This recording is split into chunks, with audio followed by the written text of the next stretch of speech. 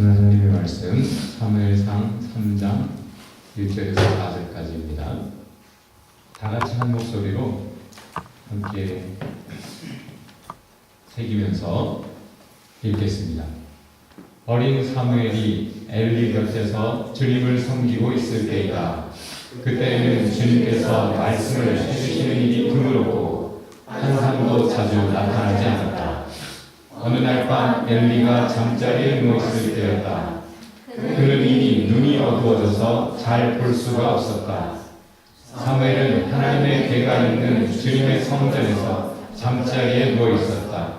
이른 새벽 하나님의 등불이 아직 환하게 밝혀져 있을 때에 주님께서 사무엘아 사무엘아 하고 부르셨다.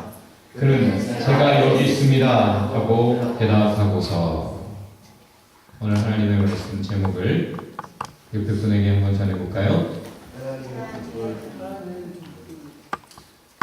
영어 제목으로는 The Lamp of God. 오늘 본문에 있는 그대로 우리가 제목을 하나님의 등불이라 하여 하나님의 말씀을 살피도록 하겠습니다. 우리가 찬송했죠. 이렇게 기쁘고 기쁘도다 항상 기쁘도다. 항상 기쁜 분 한번 손 들어보세요. 아, 있군요.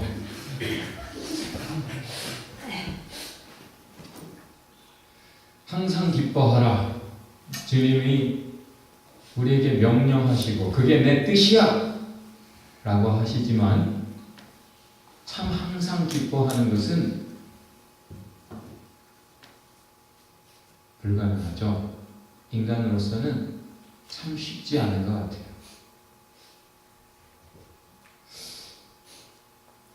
그래, 세상에서는 내가 하나님을 잊어버렸을 때 슬프고 힘들지. 하지만 내가 주님을 기억할 때만큼은 다시 절망 가운데 희망을 발견하고 기쁨을 회복한단 말이야. 그래, 괜찮아 나 하고 하나님 앞에 와서만큼은 기쁘고 기쁘도다 항상 기쁘도다 그렇게 진심으로 찬송을 하는 믿음의 사람들이 있는 줄 믿습니다. 그렇지만 여전히 하나님 앞에 나왔으면서도 하나님 앞에 와서 찬송하고 기도하고 하나님을 만나고 하나님의 음성을 듣는 그 시간에조차 기쁨보다는 슬픔이 큰 사람, 여전히 인생의 씁쓸함을 못 견뎌하는 괴로운 예배자들, 기도자들이 있는 것을 우리는 오늘 본문에서도 확인합니다. 한나가 그러했습니다. 애가 없어요. 남존여비가 심했던 그 시대, 특별히 더 심했던 그 시대, 그 문화에서 애가 없으면 버려지기도 했습니다. 여자는 애가 없다는 것만으로도 하나님의 사랑을 못 받는 인생이야 라고 낙인 찍힌 거죠. 애를 많이 순풍순풍 낳는다? 와, 너 하나님 정말 너를 사랑하시는구나. 사람들이 그렇게 말하던 시대, 다산이 축복인 그 시대에 한나는 애가 없습니다. 그래서 현재도 괴롭지만 미래도 없는 거예요. 자기를 노년의 시대에 돌봐줄 자식이 없습니다. 미래가 없어요. 가뜩이나 하나님 정말 날 사랑 안 하시는 건가? 괴로워하는 한나에게 특별히 인생 힘들게 하는 왼수가 있었습니다. 이름이 브닌나. 자기를 경쟁자라고 생각하고 남편의 사랑을 독차지하는 한나가 밉습니다. 원래 애를 못 낳으면 남편이 미워하고 버리는 게 예사인데 애를 못 낳는데도, 아니 자기는 애를 많이 낳아줬는데도 나보다 한나를 더 사랑하는 남편이 미웠겠죠. 한나도 미웠습니다. 그래서 특별히 하나님 앞에 예배를 드리러 가는 한나의 마음, 그때 특별히 하나님의 은총을 얻지 못하게 하려고 그랬을까요? 작정하고 한나를 괴롭게 합니다. 세상 삶이 어떻든 하나님 앞에 와서는 하나님의 사랑과 은혜를 확인하고 그 앞에서 위로와 힘을 얻는, 그 소망 가운데 기도하며 하나님의 기적도 기대하는 그런 믿음의 삶을 누구보다 한나가 필요로 하는데, 한나가 혹여라도 은혜를 얻을까 싶었을까? 예배하러 가는 한나 특별히 괴롭힙니다. 그래서 하나님 앞에 가서는 특별히 귀한 것으로 제물로 드리고 정성을 다해 온 가족이 하나님 앞에 예배하며 하나님의 은혜 종 안에 기쁘고 즐거운 천국의 잔치를 맛보는 그 시간에 특별히 한나는 입맛도 살맛도 없습니다. 너무 인생이 힘들었습니다. 인생이 너무 씁쓸합니다. 옆에 분에게 한번 질문해 봅시다. 요즘 입맛이 어떠십니까?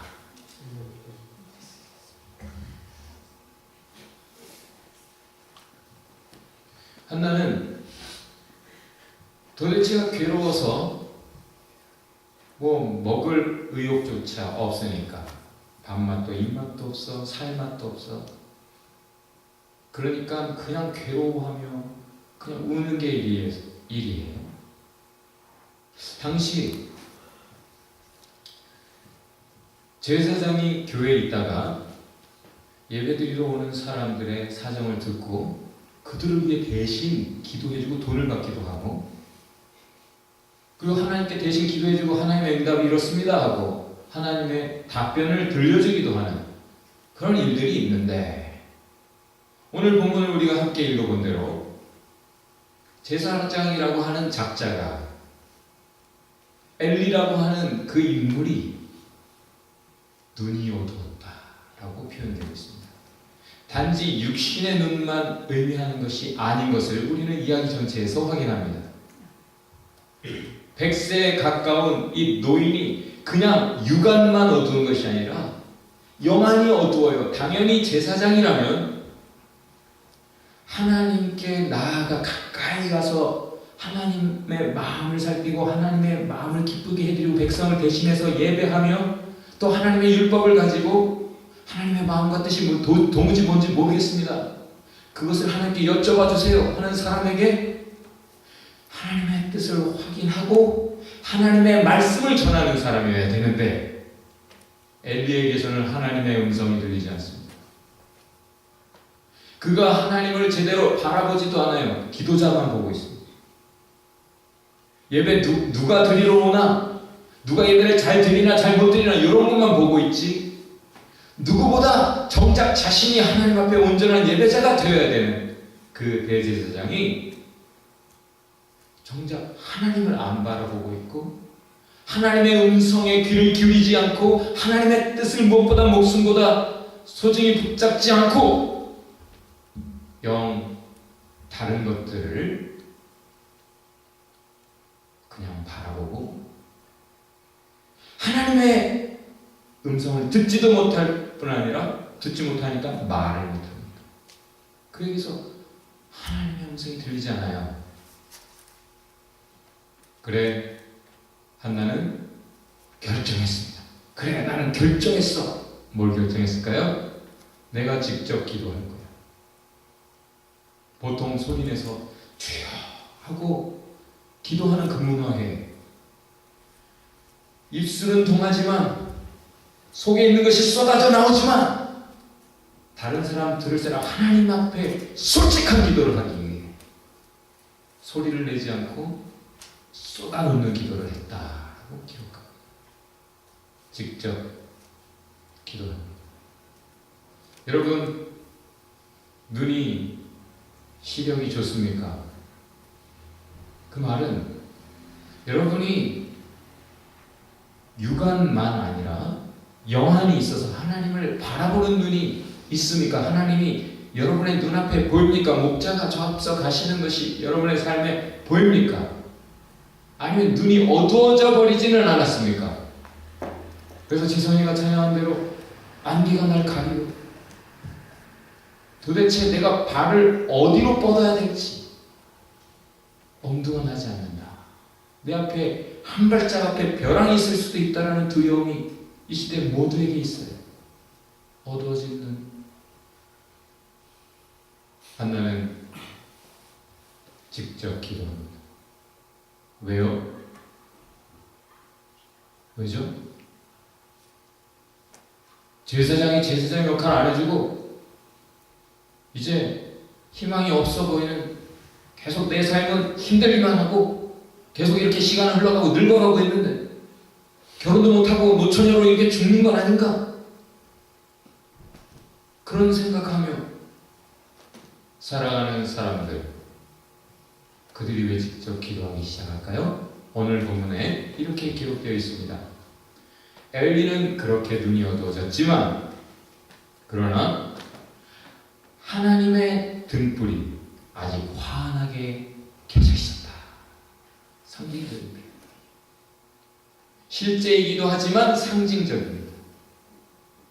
엘리는 제사장이지만 지금 잠을 쿨쿨 자기 처소에서 자고 있는데 사무엘이라고 하는 한 꼬마는 여호와의 전 그 앞에서 불이 켜져 있는, 환하게 켜져 있는 그곳에서 잠을 자고 있습니다. 방에 불을 켜놓고 자면 숙면을 취하기가 어렵죠? 깜깜하게 해놓고 잘수록 잘 휴식이 이루어지고 재충전이 이루어진답니다. 그러나 사무엘에게는 그런 것이 중요하지 않아요. 왜요? 어렸을 때부터 엄마 한나의 바램대로 하나님 앞에 하나님과 함께 하나님 앞에 드려진 인생을 살고 싶다. 아주 어렸을 때부터 그 길로 들어서서 마땅히 행할 길을 아이에게 가르치라 그리하면 늙어도 그것을 떠나지 아니하리라. 출발 자체가 하나님의 사람으로 시작된 그 인생, 잘 하나님 앞에서 가고 있습니다. 그때 당시 사람들이 그렇게 믿었어요. 제사장들이 더러 성전에서 잔 이유는 그 신전 안에서 잠을 자게 되면 신탑, 하나님의 계시, 묵시를 받을 수 있다. 엘리가 그 자리에서 자고 너는 가서 좀 편히 쉬어라. 한참 성장기에 너는 잘 자야 돼. 하고 딴 데서 재울만 한데 엘리는 불이 꺼질세라. 불이 밤새 켜져 있도록 불을 잘 관리해라. 제사장에게 주어진 그 임무를 꼬마에게 맡기고 자기는 쿨쿨 자기 처소에서 잘 먹고 잘 자고 있습니다.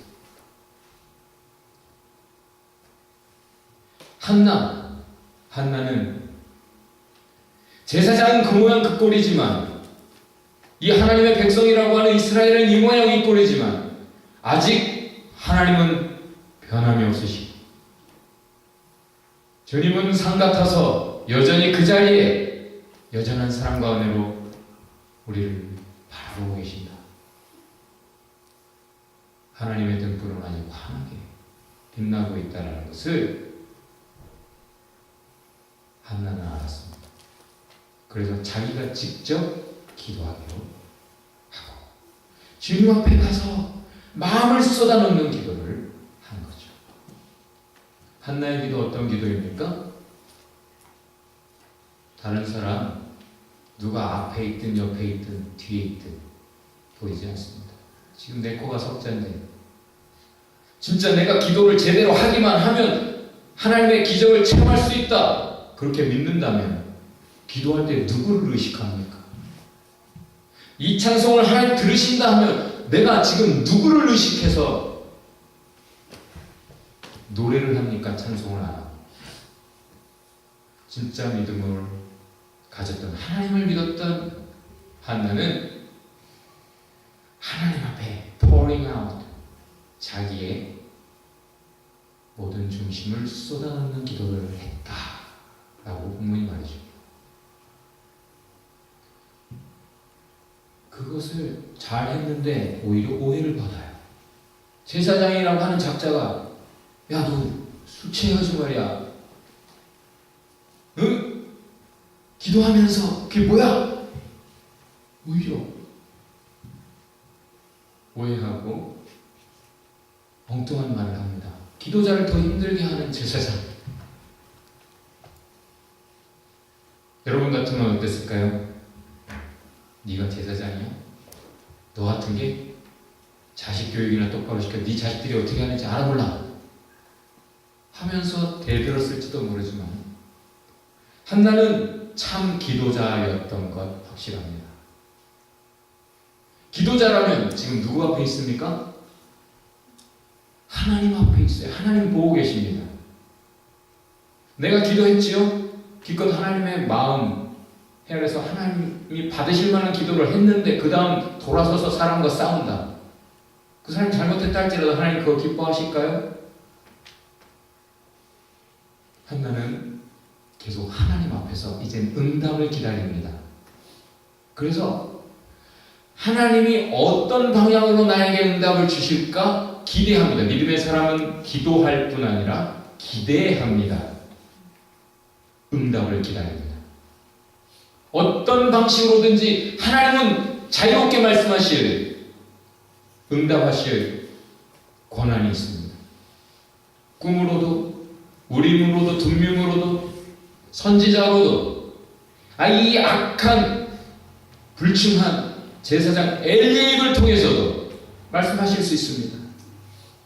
이 수도 파이프가 녹이 쓸었다 할지라도 지금 유일한 나에게 물을 주실 수 있는 경로라면 내가 죽는 것보다 이 녹슨 파이프를 통해서라도 하나님은 나에게 생수를 주실 줄 믿었던 것이죠. 그리고는 악하게 반응하지 않습니다. 왜요? 하나님 눈앞에 있어요. 그래서 하나님이 어떻게 누구를 통해서든 꿈이든지 선지자를 통해서든지 이 제사장 엘리를 통해서든지 말씀하시는 것을 귀 기울여 듣고 그 앞에서 하나님 앞에서 답변합니다. 아니에요. 오해하지 마세요. 저를 악한 것들의 딸로 보지 마세요. 이 말은 좀 뒤에 설명을 할게요.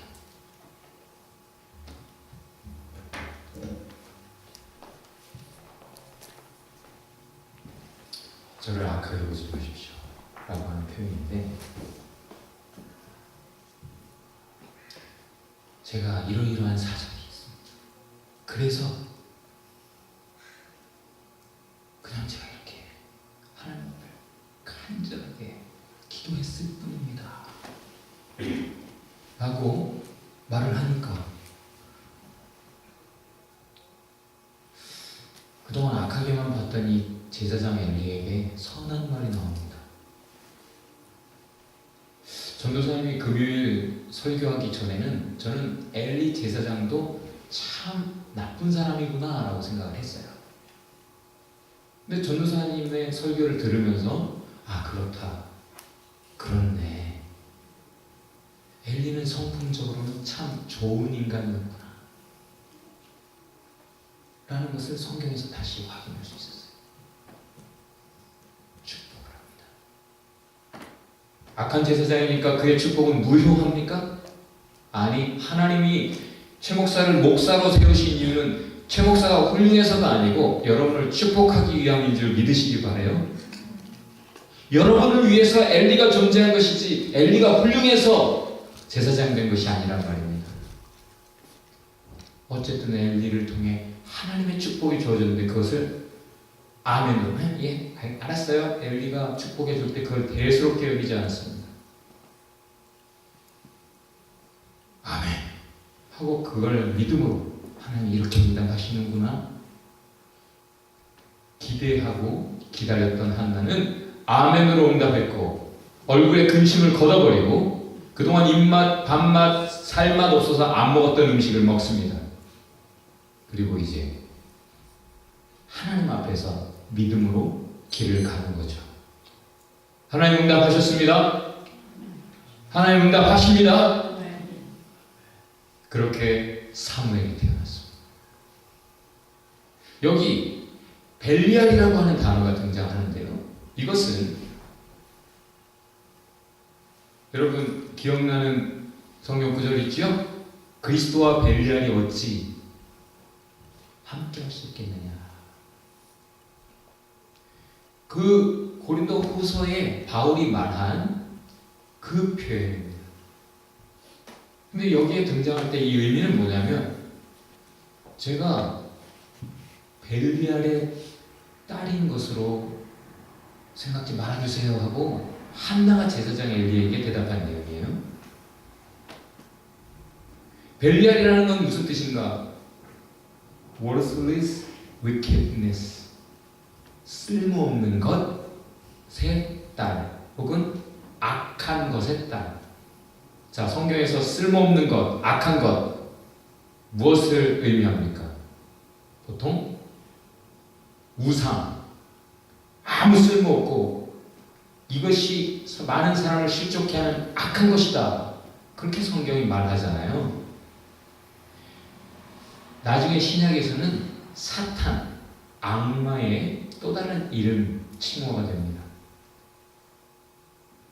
저를 그 악한 사탄의 자식으로 보지 말아주세요 라고 말을 하는 거예요.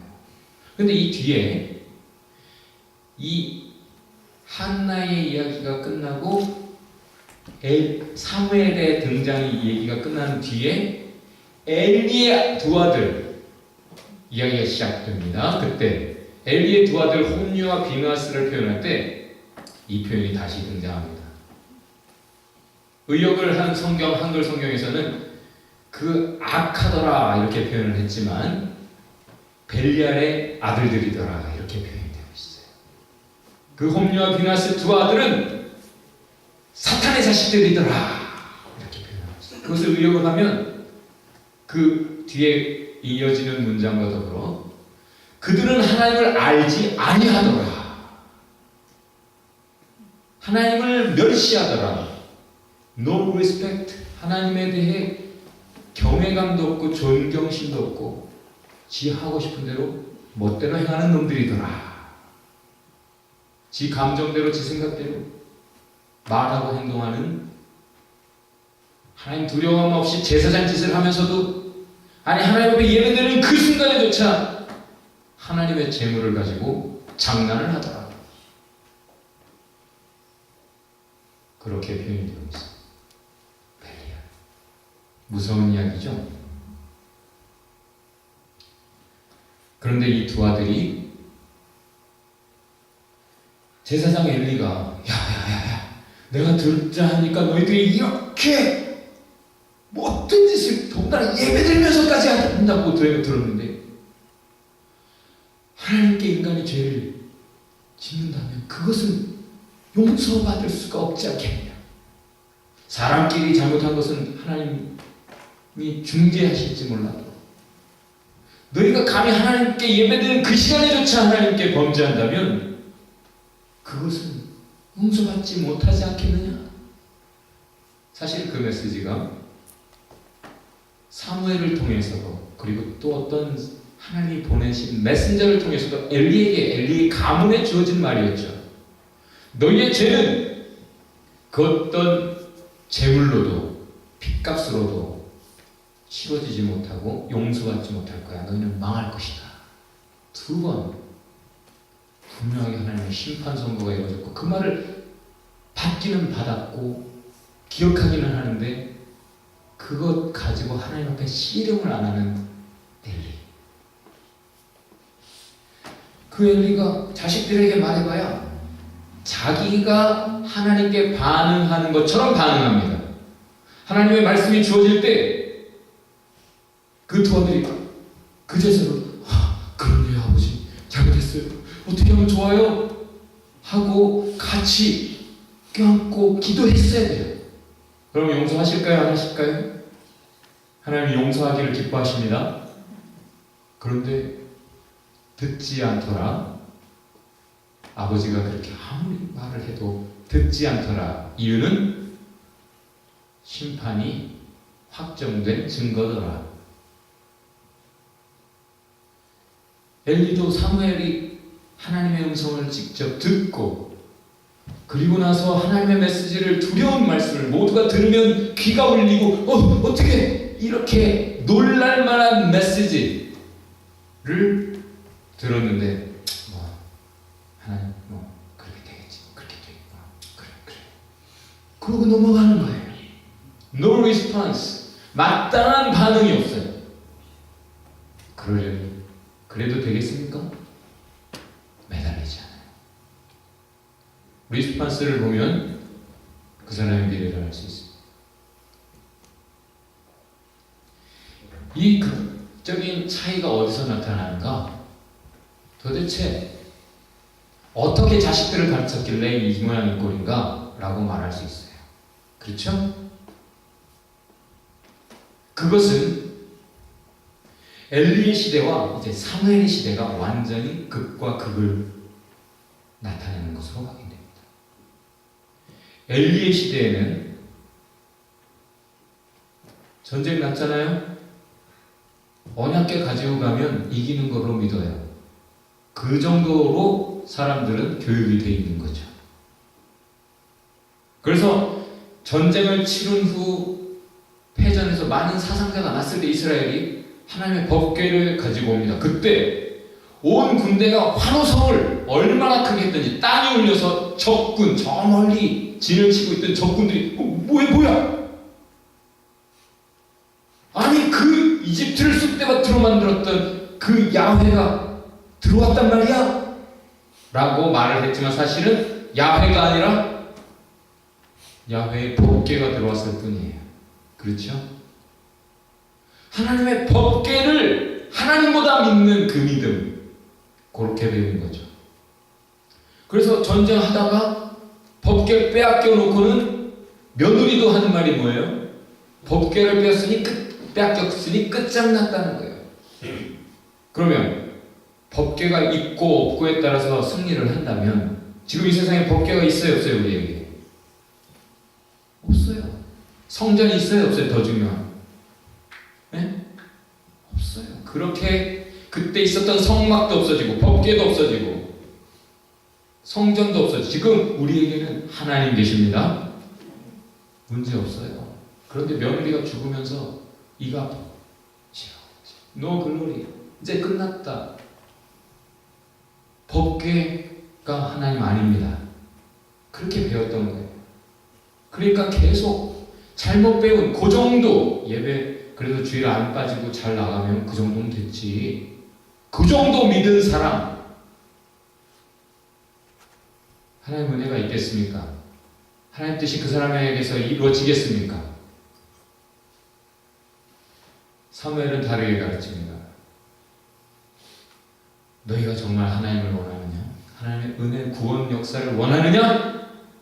그렇다면 전심으로 여호와께 돌아오라. 다 같이 전심으로 여호와께 돌아오라. 전제가 하나님의 우상들을 버려라. 그리고 전심으로 여호와를 섬겨라. 그러면 너희를 계속해서 괴롭히던 이 블레셋 너희를 계속 좀 실만하면 또 와서 괴롭히고 실만하면 또 와서 괴롭히는 인생의 문제들 완전한 구원을 하나님으로부터 경험하게 될 것이다. 그 말을 듣고 따릅니다. 왜요? 사무엘은 하나님을 바라보는 사람, 하나님 앞에서 사는 사람, 하나님의 음성을 듣는 사람, 하나님의 말을 하는 사람, 자기 생각이나 자기 감정을 얘기하는 사람이 아니라 하나님의 말씀을 듣고 하나님의 말을 해서 하나님의 역사가 그의 삶에 함께하는 사람이라. 온 백성이 이제 엘리가 죽고 사무엘로 시작된 그 시대에 사무엘의 말대로 합니다. 그래서 진짜 우상들을 다 버리고 전심으로 여호와께 돌아왔어요. 미스바로 모였습니다. 왜 미스바로 모였어요? 왜죠? 미스바가 사무엘이 있는 곳이에요. 미스바가 뭐 특별히 거룩한 곳이 아니라 사무엘, 하나님의 음성이 있는 곳, 하나님의 뜻이 드러나는 곳, 그래서 미스바로 모였다라고 성경이 기록하고 있는 거죠. 그런데 그렇게 했더니 어떻게 됐어요? 오히려 큰일 났습니다. 블레셋이 쳐들어옵니다. 왜냐? 이스라엘 중에 있었던 스파이가 보고한 거죠. 당시에는 나라들이 전쟁을 치르기 전에 자기 신에게 특별히 제사를 드려요. 평소에 레귤러리 모임을 가졌던 그 모임 외에 특별히 하나님 앞에 같이 모여서 기도하고 제사하며 예배한다? 이번엔 전쟁 준비구나. 오해할 만합니다. 그래서 블레셋이 전쟁하러 온 거예요. 아니 괜히 예배했잖아. 괜히 전쟁하게 생겼잖아. 괜히 또 피보게 생겼네. 당장은 오히려 더 어려워진 것 같죠. 그렇습니까? 오히려 법궤만 믿었을 때는 법궤가 들어올 때 전쟁을 하는 사람들에게 가장 필요한 사기충천, 온 군대가 야 이제 이겼어라는 믿음으로 전쟁할 수 있는 그런 힘을 얻었잖아요. 으쌰으쌰 분위기 좋잖아요. 그런데 분위기 좋았던 그때 완전히 많이 죽었어요. 그 전쟁 소식이 들어왔을 때 왜 온 성이 다 울며 통곡합니까? 자기 자식들도 죽었거든요. 자기 남편들도 죽었거든요. 그런데 지금 오히려 사무엘의 말을 듣고는 초장부터가 안 좋아 보여요. 오히려 엘리의 말을 들었을 때는 당장이 막 좋은 듯한데 사무엘의 말을 들을 때는 당장 뭐가 안 좋게 시작하는 것 같아요. 그러나 하나님이 구원 역사를 보이시려는 조짐입니다. 당장 뭐가 하나님 뜻대로 하려니까 뭐가 꼬이는 것 같고 뭐가 잘못되는 것 같아요. 하나님의 구원 역사에 조짐일 수 있어요. 당장은 어려울 수 있습니다. 당장은 관계가 안 좋아질 수도 있고 그때 백성들이 뭐라고 외칩니까? 그때 백성들이 뭐라고 외치죠? 주 우리의 하나님이라고 외쳐요. 사무엘, 우리를 위해 주 우리 하나님께 기도해 주세요 라고 얘기해요. 우상들을 다 버리고 주님을 섬기다 보니까 그들의 입에 어떤 표현이 있습니까? 주 당신의 하나님이 아니라 주 우리의 하나님이라는 고백이 나옵니다. 최 목사의 하나님 아니고 주 나의 하나님, 주 우리의 하나님이라고 고백하시기 바라요. 그렇게 하나님 앞에 예배를 드립니다. 그때 사무엘이 특별히 그제서야 지금까지는 물 정도 붓고 깨끗게 하는 것을 상징하는 물로 제물을 드렸다면 이제는 드디어 하나님이 명하신 대로 가장 기뻐하시는 어린 양으로 하나님 앞에 온전한 번제를 드렸다라고 표현합니다. 그때 하나님이 받으시고 증거가 나타났어요. 어떻게? 블레셋이 쳐들어올 때 이스라엘이 뭐 해보겠다고 하기보다는 어떻게 우리를 위해 기도해 주세요 하고 더 하나님으로부터 오는 구원을 기대했을 때 천둥이 칩니다. 그때 모든 사람이 고대의 모든 사람들이 다 믿었어요. 천둥이 신의 것이다. 번개도 신의 것이다. 제우스가 뭐 들고 있어요? 그때 당시 많은 신들이 다 번개를 쏩니다. 근데 진짜 번개를 쏘는 분은 누구예요? 하나님이 믿으십니까? 그들이 깜짝 놀랐어요. 막 가려고 하는데 그때 갑자기 천둥이 얼마나 오래 쳤으면 얼마나 무섭게 쳤으면 다들 패주합니다. 더 이상 이거 싸움하면 안 된다. 왜? 그들이 신에게 예배를 드린 이유는 전쟁 전에 꼭 신에게 제사를 지낸 이유는 신이 이 전쟁에 함께 해주길 바라는 거예요. 그러지 않으면 죽거든요. 사느냐 죽느냐 생사의 문제라. 그렇게 기도한 건데 다 소용없고 신이 저들의 편에서 함께 하세요. 그리고 싸워봐야 소용없다. 도망가기 시작합니다.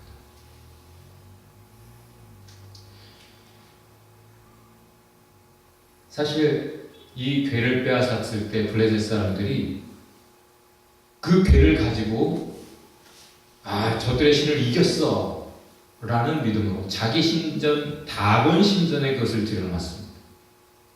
그런데 그 다음날 일어나 보니까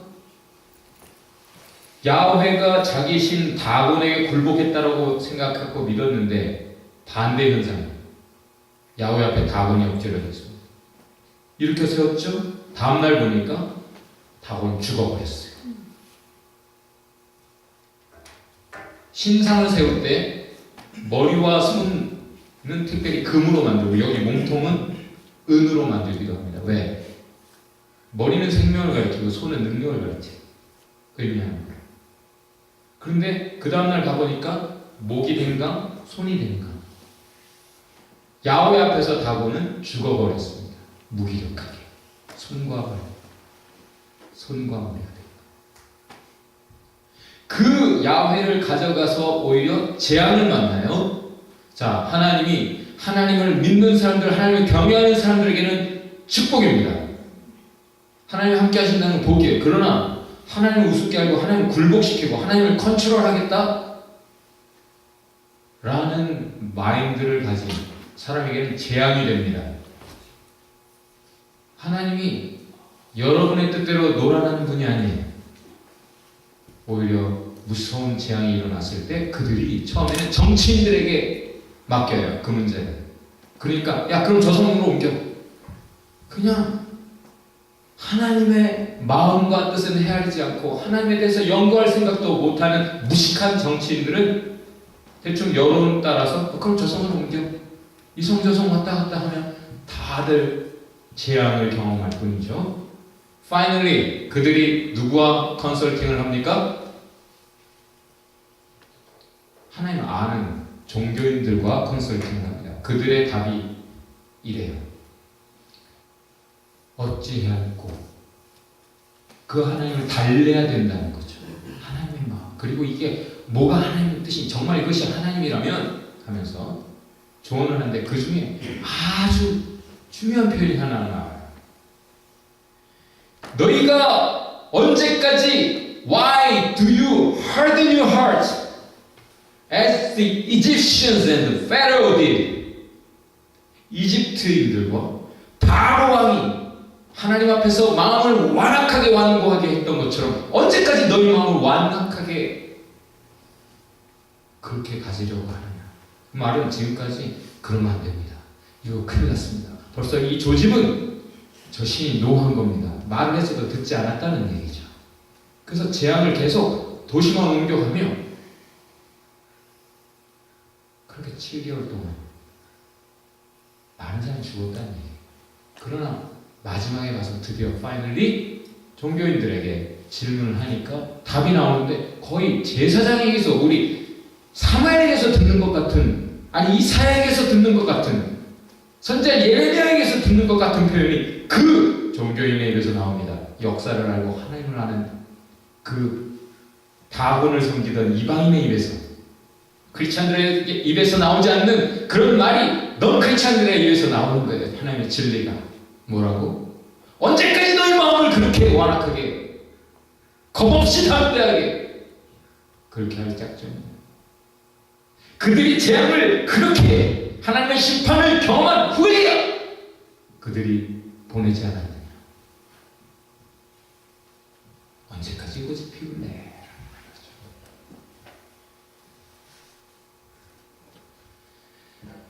그리고는 이게 하나님의 뜻인가 확인하기 위해 그들의 조언대로 암소 2마리를 수레에 매어서 끌고 가게 합니다.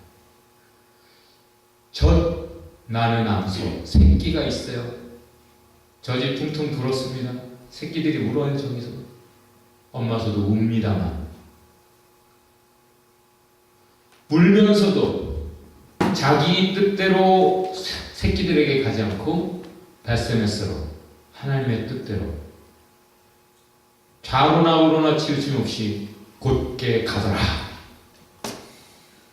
믿음의 사람, 주님의 뜻을 따르는 하나님의 뜻 역사를 이루는 등불된 사무엘처럼 이 암소 두 마리가 그렇게 하나님의 길을 갑니다. The dedicated, the listening. 바쳐진 암소 두 마리 제단을 향해 죽으러 가는 거죠. 그러나 오직 하나님의 뜻을 위해 자기 뜻 버리고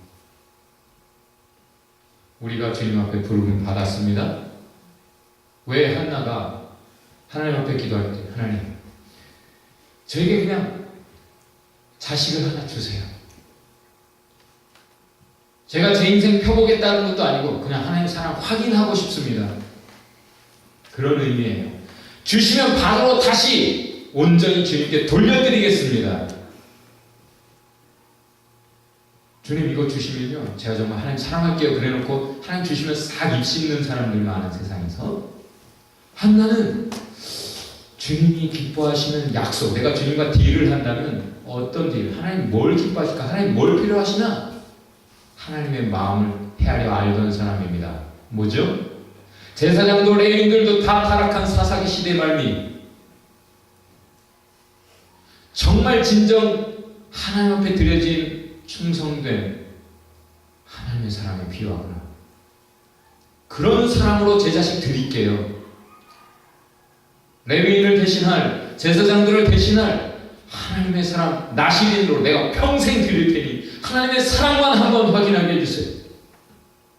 너는 하나님의 사랑 못 받는 인생이야 라는 그런 불명예만 씻어주세요. 그렇게 하나님 앞에 기도한 거죠. 그리고 하나님 응답하셨을 때 그 사무엘을 드렸습니다.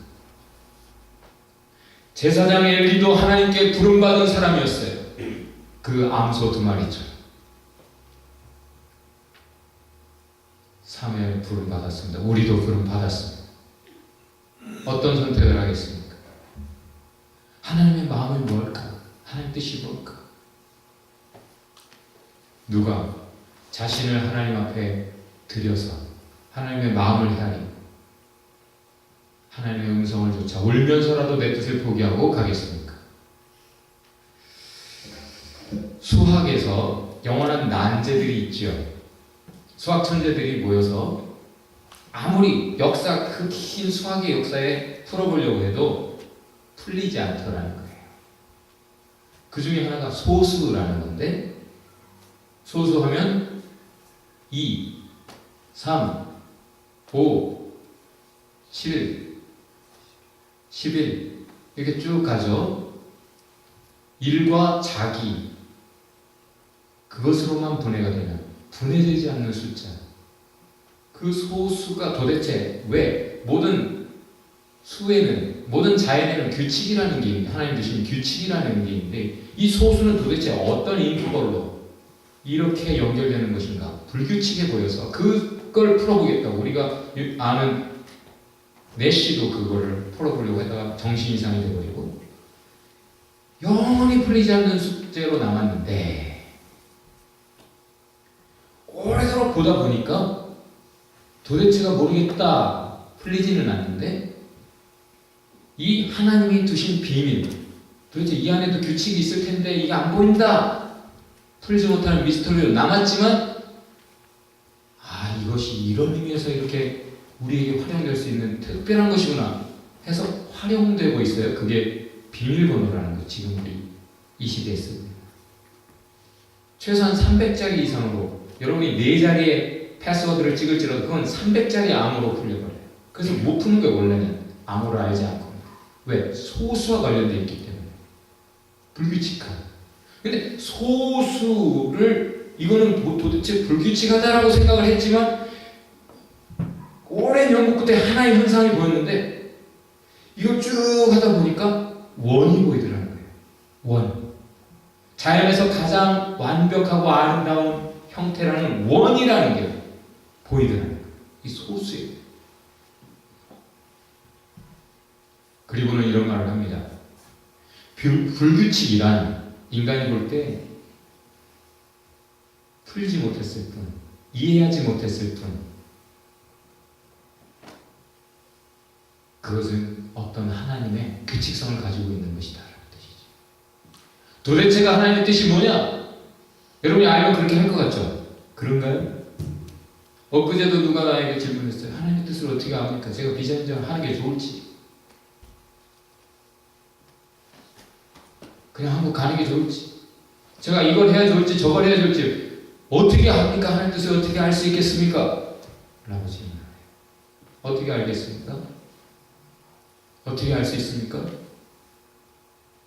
어제 소영이가 저에게 고백했어요. 허락을 얻어서 여러분에게 공개합니다.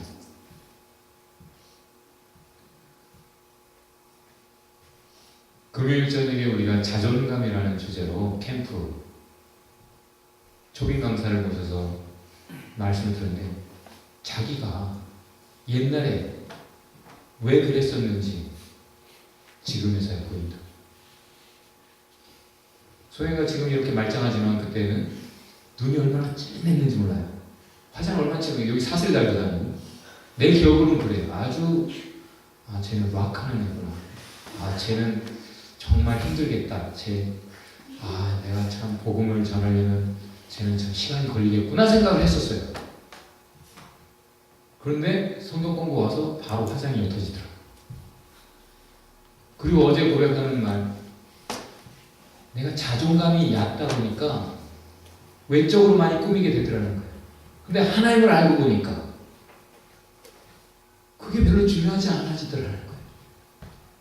자존감이 높아지더라는 거예요. 하나님 앞에서 내가 누군가 알고 신앙이 좋아지니까 하나님의 어떠하심, 하나님의 마음과 뜻을 알다 보니까 중요한 것들이 달라져서 자유해지더라는 거죠. 그래서 성경 공부 좀 하더니 어느 날 고백을 했어요. 나한테 또, 목사님, 제가 성경 읽고 기도하면서 하나님 이런 마음을 주세요. 아무튼 저는 하나님을 위해서 살아야 할 것 같아요. 저 신학교 가는 게 하나님 뜻일까요? 근데 저는 영어도 못하고 돈도 없고, 근데 이런 생각이 드는 거, 이건 이상한 거죠? 잘못된 거겠죠? 야, 그거 너 왜 목회자가 되려고 하는데?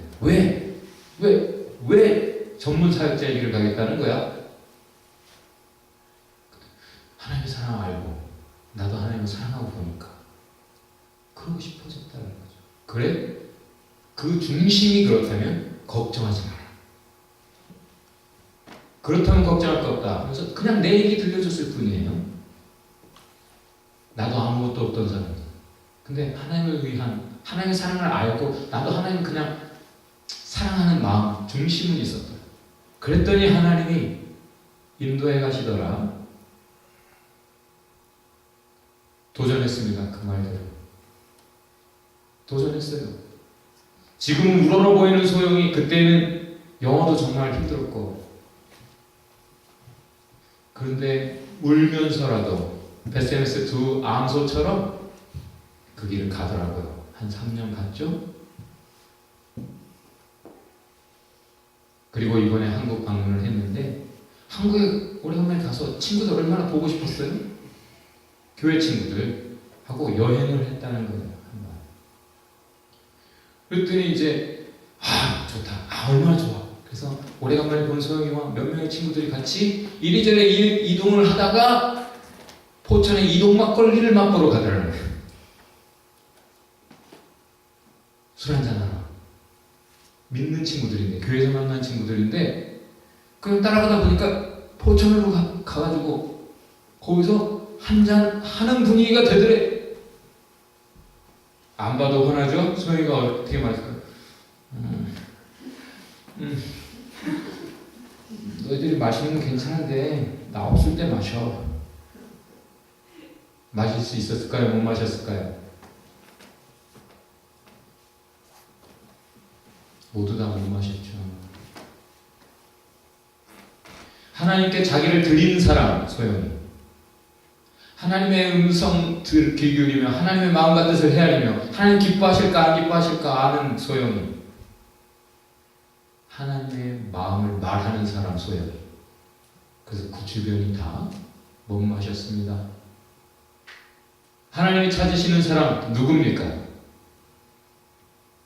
어떻게 하나님의 음성을 듣느냐고요? 먼저 우상을 버리고 전심으로 하나님의 말씀을 귀 기울여 듣고 전심으로 섬겨라. The dedicated. 하나님의 말을, 하나님의 마음을, 하나님의 뜻을 말하라. 하나님의 말씀을 말하는 사람, 그 사람이 이 시대의 등불입니다. 그런 등불을 필요로 합니다. 불이 아직 꺼지지 않았습니다. 여러분 인생 씁쓸합니까? 도대체 어떻게 해야 될지 모르겠어요? 하나님의 불은 아직 꺼지지 않았습니다. 그리고 하나님의 등불이 많은 사람들에게 필요합니다. 여러분이 등불 돼야 됩니다. 등불 됩시다. 오늘 말씀의 결론, 돌아가자. 여호와께로 돌아가자. 그리고 듣고 말하자. 기도합시다. 우리와 함께 간절하게 회개하면서 기도합시다. 하나님, 제가 죽일 놈입니다. 제가 죽일 놈 맞습니다. 주님, 가슴을 찢어 회개해야 되는 것 같습니다. 저에게 우상이 너무 많습니다.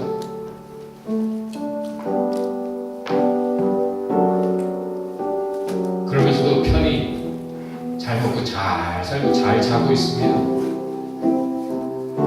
주여, 주님 앞에 사무엘처럼 주님 앞에 거하기 원합니다. 주의 장막에 유할 자 누구오니까 내가 주의 장막에 거하기 원합니다. 주의 음성 듣기 원합니다. 주님께로 더 돌아가게 하옵소서. 주의 음성 듣고 오직 주의 음성 전하는 이 시대의 등불 되게 하옵소서. 기도합니다.